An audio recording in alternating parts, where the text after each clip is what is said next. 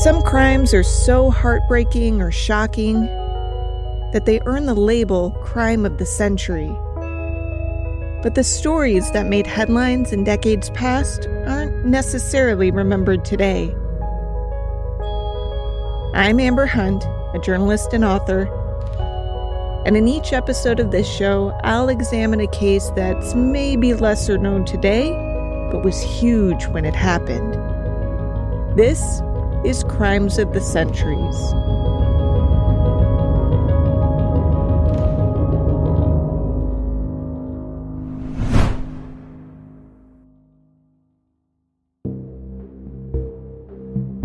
Jane King didn't mind taking the bus, not even at night when the characters in downtown Los Angeles could admittedly get a little sketchy. She sometimes had to fend off unwanted attention. That comes with the territory when you're a tall, slender, beautiful blonde, but she knew how to take care of herself. She had just missed a bus, so she planted herself on a bench to wait for the next one. It was November 10th, 1977, and Jane had just finished an acting class at one of the Church of Scientology buildings.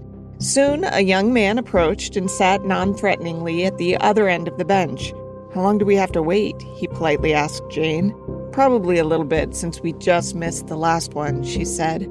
The two started talking. The man said he was new to the area and seemed relieved to have found someone friendly to chat with. People were nice in LA, but there were some weirdos too, he confided. You can't be too careful. Then he and Jane started talking about Jane's acting class, which of course led to some questions about Scientology, the religion founded by science fiction writer L. Ron Hubbard, whose book Dianetics was at its core. The man said he was curious about learning more. Then a car approached. "Kenny, you need a ride?" a voice boomed. The man talking with Jane peered into the car and said, "Hey, wow, what luck! That's my cousin. Sure, I'd like a ride. Oh, and hey, we can give you a ride too if you don't live too far away. I mean, I don't want to put my cousin out, so if you're going far, I'm sorry, but if it's pretty close." Jane hesitated, but then said, "Actually, it's not that far at all if you don't mind." Then she got in the car. Her raped and strangled body would be discovered 2 weeks later. At the time, no one but the killers knew that the 28-year-old had been the sixth in a series of victims that would terrorize LA, pit psychiatrists against each other, and lead to one of the longest and most controversial criminal trials in California history.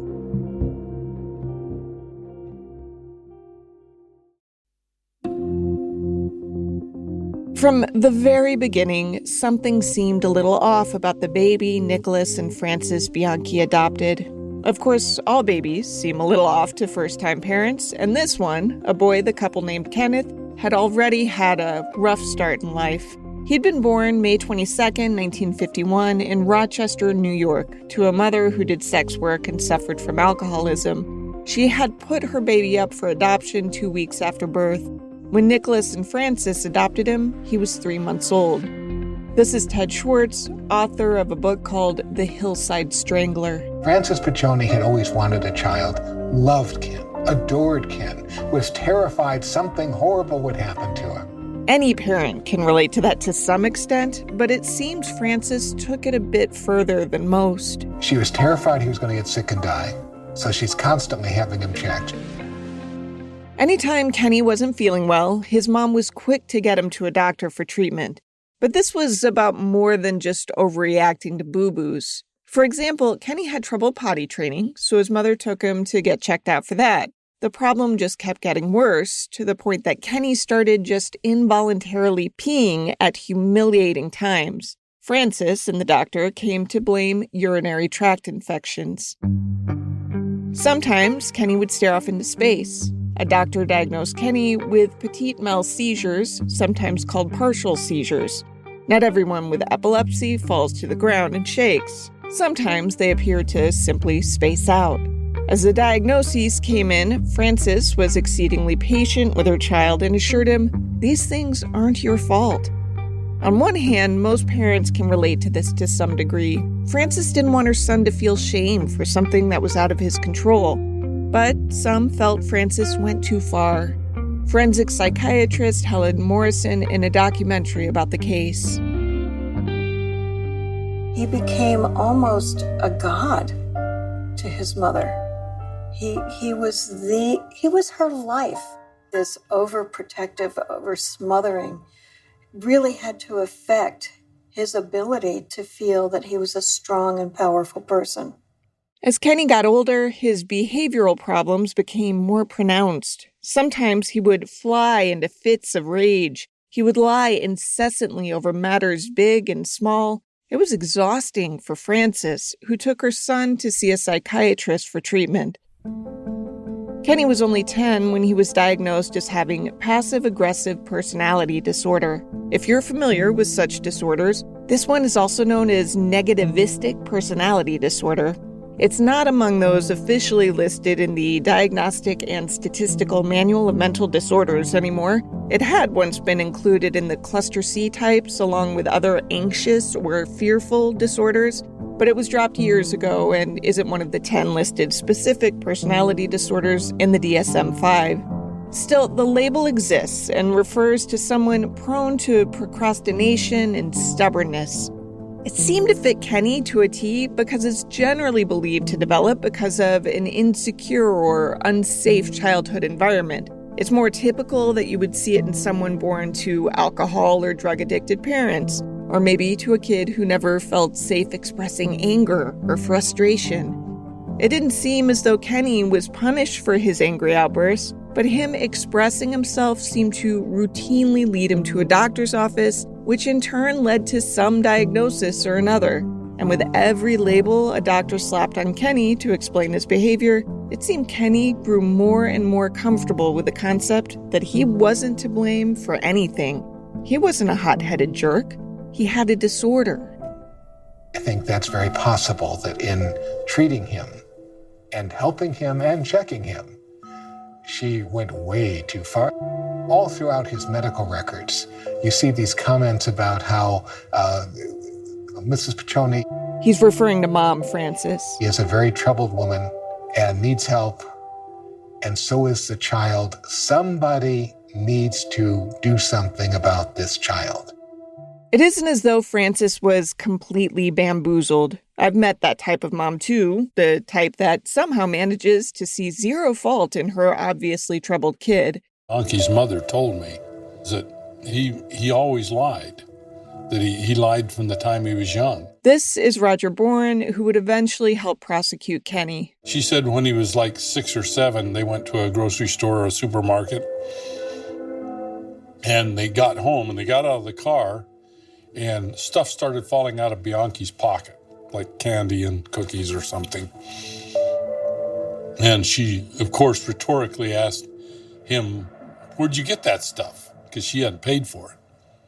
And Kenny absolutely denied he knew how it got in his pants.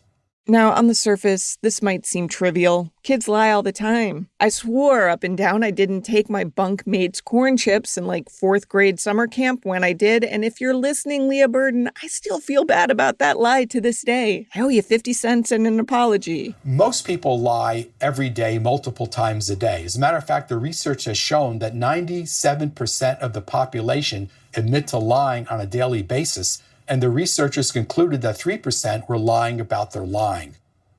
The difference here is that Bianchi and other individuals are pathological liars. They're not telling white lies to exaggerate their importance or to get out of wrongdoing. They're lying when they don't have to lie, because to them, lying is a form of control and domination. As one offender told me, "Why tell you the truth and you could hold it over me? I'll lie about it and hold it over you."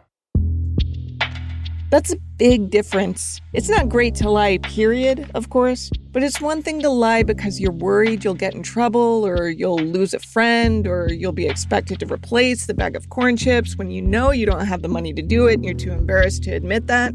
It's another thing to lie so you can lord control over someone.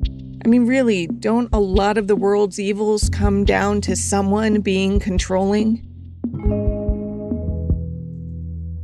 Now, Bianchi figured out early on that one way to gain control of other people was to be outwardly very nice. He more easily got what he wanted that way. And if he didn't initially get what he wanted, he could often charm his way into changing someone's mind if he needed to. He wasn't dumb. Around age 11, he was given an IQ test that put him in the above average or superior intelligence range. Despite this, he didn't do well in school academically. Criminologist Jack Levin in a documentary. He had a bad temper, so, he was just simply not doing well as a child. He suffered undoubtedly, and I think what happened as a result is that he developed a profound sense of powerlessness. When Kenny was 14, his adopted father, Nicholas, dropped dead at work. One story goes that Frances made her son wear his dad's actual shoes to the funeral, and that because Kenny's feet were literally too small to fill his dad's shoes, his feelings of inadequacy must have been overwhelming. I'm not sure I buy this. It seems a bit simplistic, and it seems to put a lot of blame on a woman who apparently had some significant mortality issues even before her husband dropped dead on her. I imagine she was a mess after that, and hell, maybe she thought it wasn't a huge deal to have her kid wear the only pair of men's dress shoes she had in the house. Regardless, Nicholas's death did seem to mark a point of no return in Kenny's life, which, if you believe he'd already struggled with feeling out of control and powerless, kind of makes sense. He didn't connect much with kids in school. He would seem to flit from group to group. He never seemed comfortable around people, and he just became more and more of a loner. Soon after he graduated high school, he decided a career in law enforcement might suit him, so he signed up for some related courses, including psychology, at a local community college. He also applied for a job at the local sheriff's office, but didn't get it.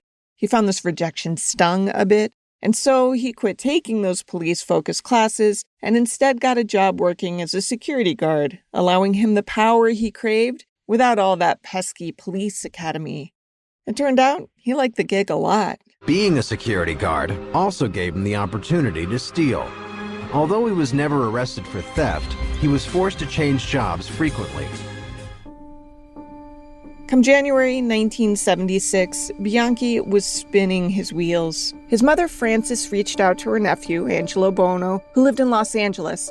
Bono was older and more established, and Frances thought the change of scenery, moving from Rochester to LA, might do her son some good.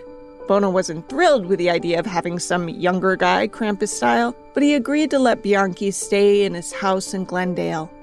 Angelo was also a New Yorker by birth. He'd been born in 1934 in Rochester to Frances's brother, also named Angelo. The nephew was Angelo Jr. Jr.'s parents weren't married long. They divorced in the late 1930s, after which Angelo moved with his mother, Jenny, to Glendale, where he and an older sister were raised in a small house with a single mom who struggled to keep them afloat. Angelo went to school, but barely learned to read and write. Like the cousin he'd taken years later, Angelo didn't do well in school. Unlike his cousin, Bono didn't bother to stay for a degree.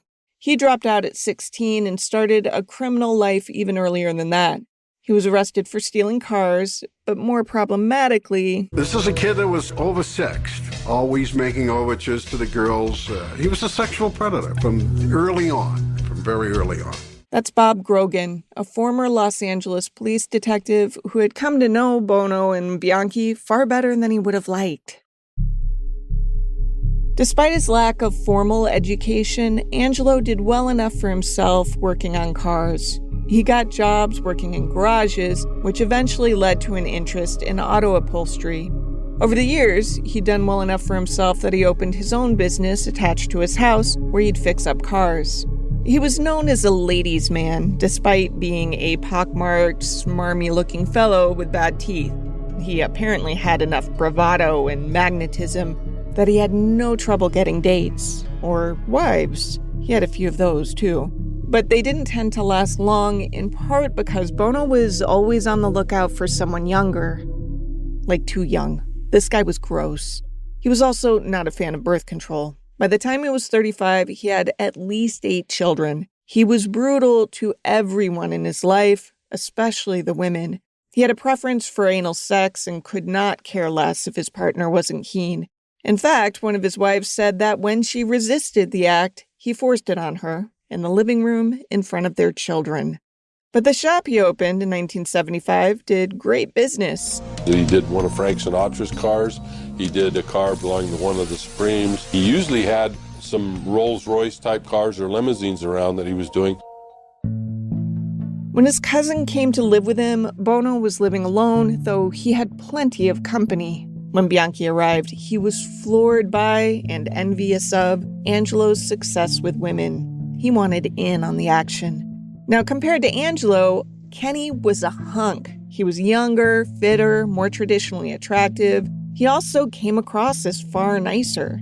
Angelo was basically abusive, which is why his shtick worked on younger, less experienced women. These were girls, really, many of whom were unhealthily drawn to the bossy, overbearing man who mistreated them.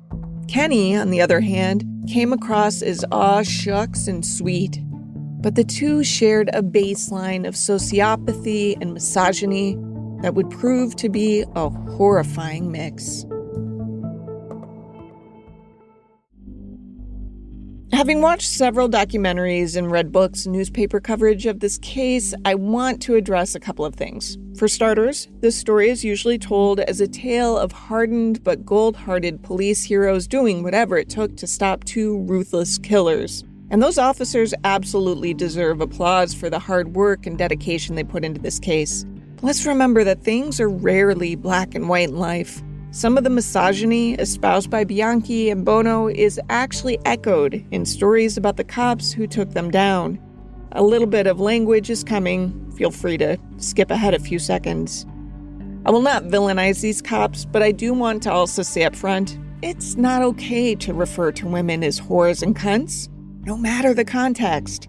Those are gender-specific insults that dehumanize women. Dehumanization is what leads to assholes justifying the slaughtering of other human beings. So I did not find charming the anecdote in author Darcy O'Brien's book about this case, describing one of the lead detectives telling Angelo Bono's female defense lawyer that she was an unethical C-word. Nor did I find it edgy when the cops casually referred to sex workers as whores, but obsessed nightly over the innocent non-sex workers who also died. Okay, that part's done.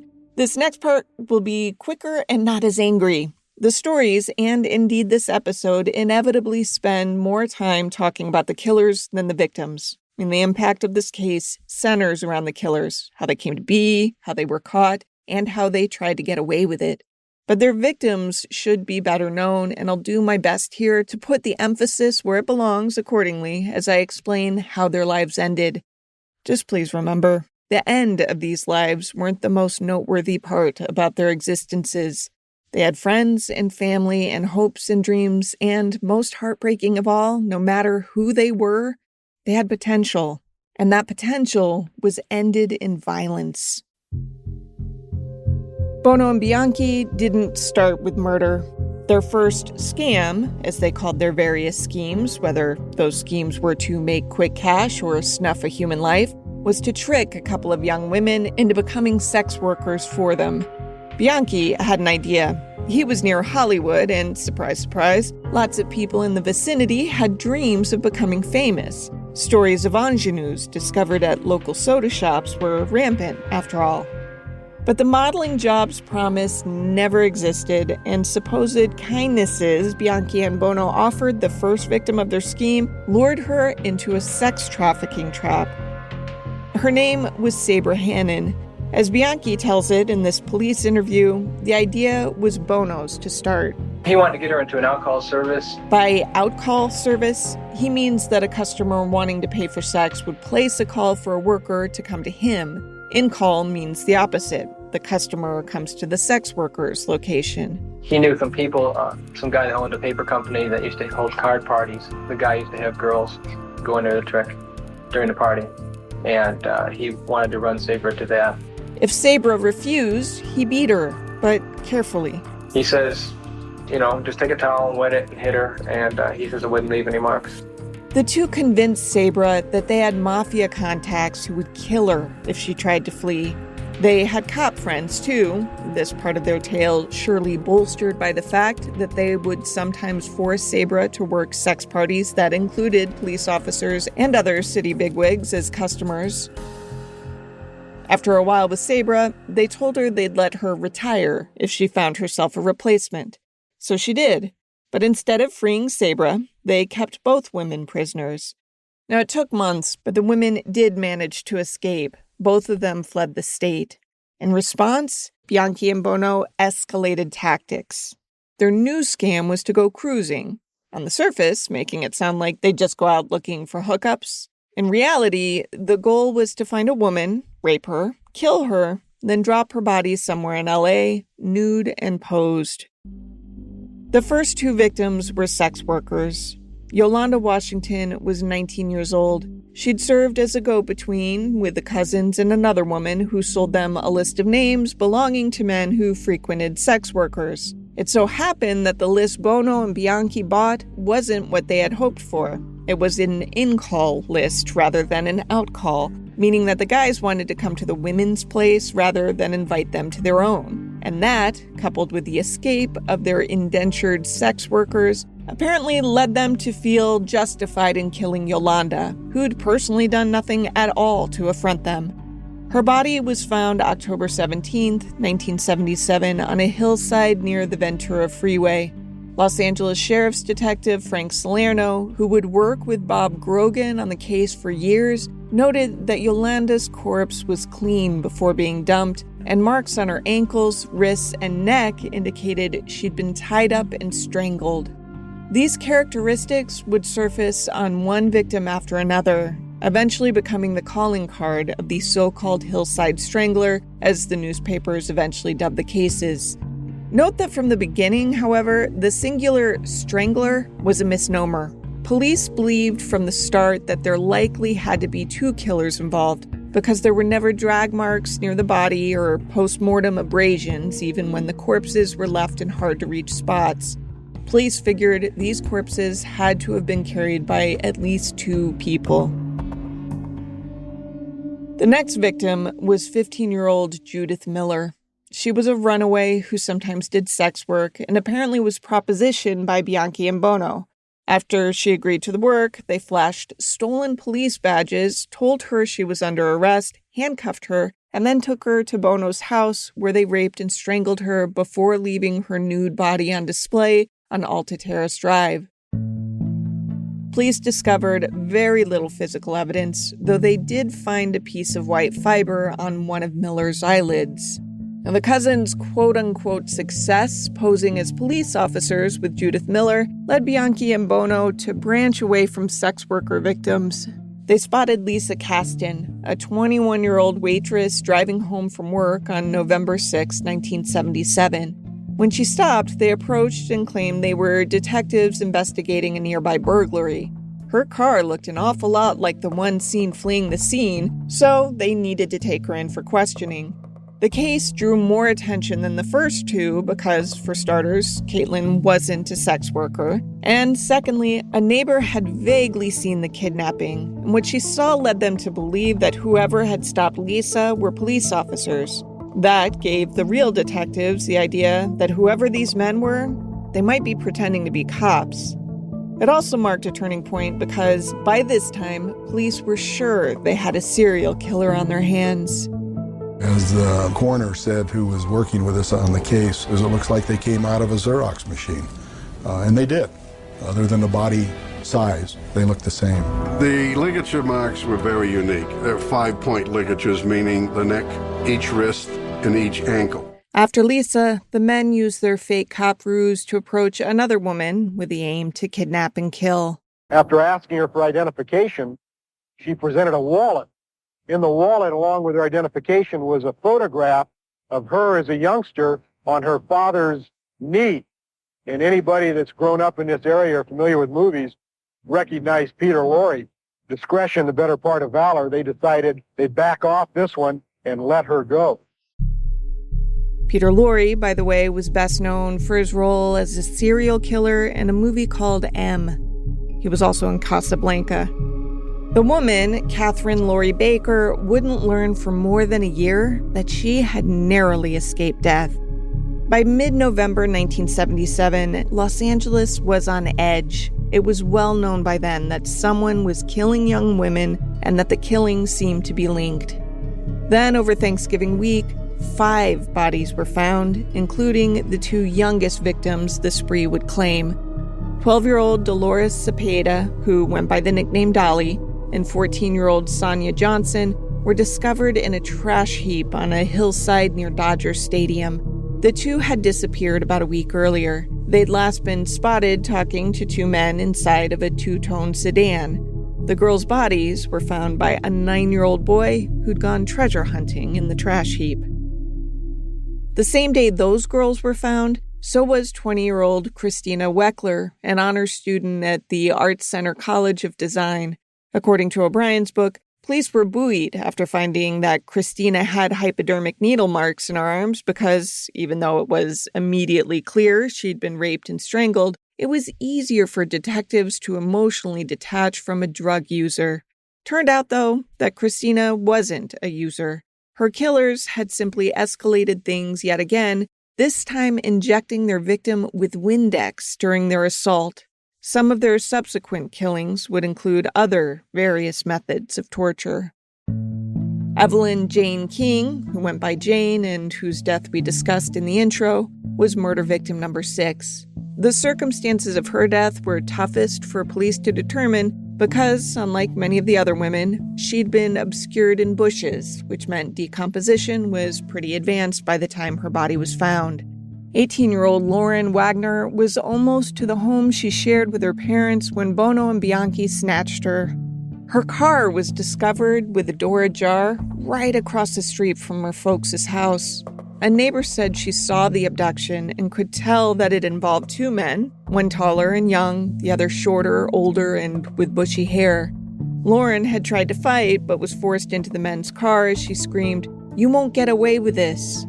The witness had herself been assaulted earlier in her life and emotionally shut down when she saw this. She wouldn't come forward until later, after Lauren's body was found.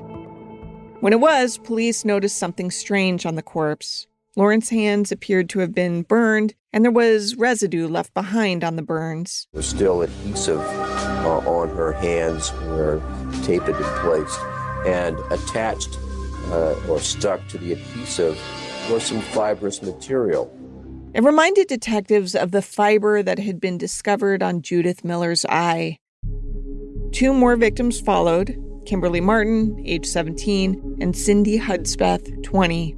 Kimberly was a sex worker who worked for an agency because she thought it was safer. It so happened that Bono and Bianchi used that agency to get a woman sent to an abandoned apartment where they killed and tortured Kimberly before dumping her body. Cindy Hudspeth happened to simply want car work done. She swung by Bono's shop on February 16, 1978, and was talking business when Bianchi popped in. The 2 cousins had a side huddle, during which they decided impromptu to make Cindy their next victim. Because she had driven her car to the shop, they disposed of her in a different manner than was their usual method. They put her body in the trunk of her own car, then pushed the car off a cliff, where it was discovered the next day. Cindy would be their last kill as a duo, but she wouldn't be the last to die.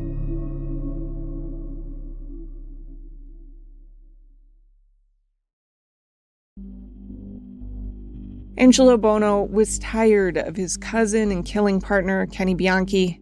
Kenny had made a few missteps that he considered risky.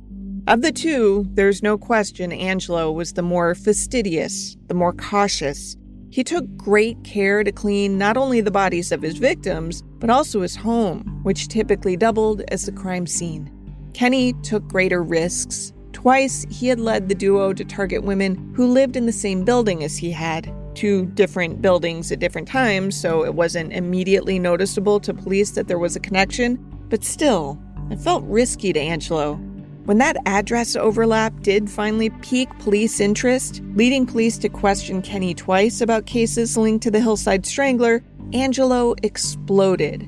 How is it that I've never been questioned once, but you've been questioned multiple times? Kenny, meanwhile, was still hoping to get hired somewhere as a police officer.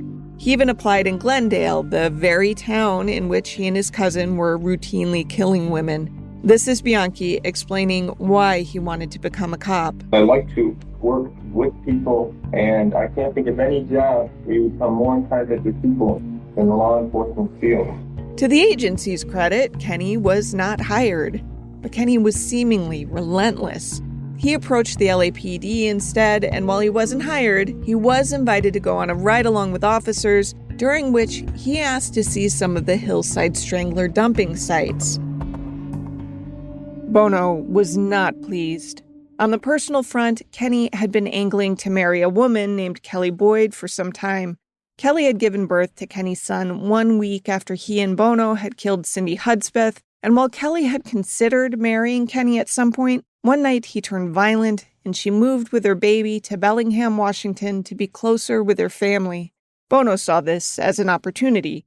He ordered Bianchi to move to Washington after his girlfriend. It'd be best for everyone involved, Bono explained. Their killings had become quite high profile, so the break would give them time for the heat to cool off. It'd give Bianchi a chance to get a steady job and focus on his new family. Oh, and also, Bono added, I will kill you if you don't. Bianchi obliged. In Bellingham, he got a job working as a security guard. He either couldn't resist killing, or he wanted to prove to himself that he could do it without his cousin's help. So he lured 2 young women to a house he knew would be empty by promising them extra money in a sort of house-sitting gig. When the women arrived, he lured them one at a time to the home's basement, where he swiftly overpowered and strangled them. He'd counted on getting away with it, but it turned out that one of the women had been cautious enough to alert someone about their plans to visit this house, and Kenny was picked up the very next day on charges of murder. Had there been no connection between Kenny and the Hillside Stranglings, 1,200 miles south in California, there's a decent chance he never would have been linked to the 10 cases that still haunted residents there. But there was a connection.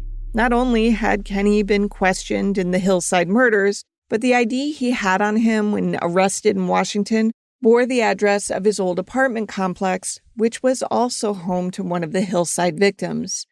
Kenny at first denied any involvement, but then he was interviewed by a doctor who specialized in multiple personality disorder who decided to hypnotize Kenny. And gee, what do you know?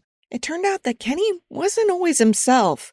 This is the doctor, John Watkins, a professor of psychology at the University of Montana. After I examined Bianchi on March the 21st and 22nd, 1979, both in hypnosis and out of hypnosis, I concluded that he was definitely a true multiple personality case. In fact, one of the most clear-cut ones I had seen in working with that type of problem over many years. See, sometimes Ken wasn't Ken at all. Sometimes he was an entirely different guy, a guy named Steve. And Steve had a lot of stories to tell, which we'll delve into next episode.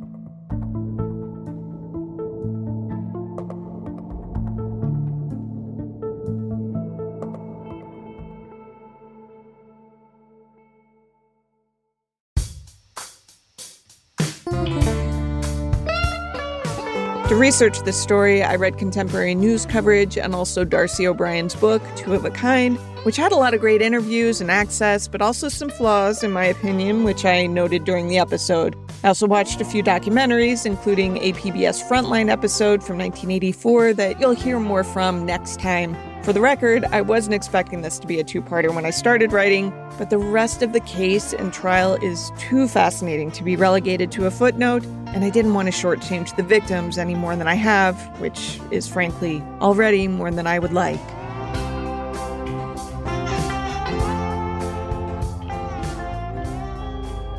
Crimes of the Centuries is a production of the Obsessed Network. To learn more about its shows, go to obsessednetwork.com. This case was researched and written by me, Amber Hunt, and produced by Garrett Tiedemann. Steve Tipton edited the script. Original music is by Bruce Hunt and Andrew Higley. Other music comes from Blue Dot Sessions and Universal Music Productions. If you like us, help us out by rating and reviewing us on Apple Podcasts. For more information or to recommend a case, go to centuriespod.com. On Instagram and Twitter, we're @centuriespod, and check out our Crimes of the Centuries podcast Facebook page.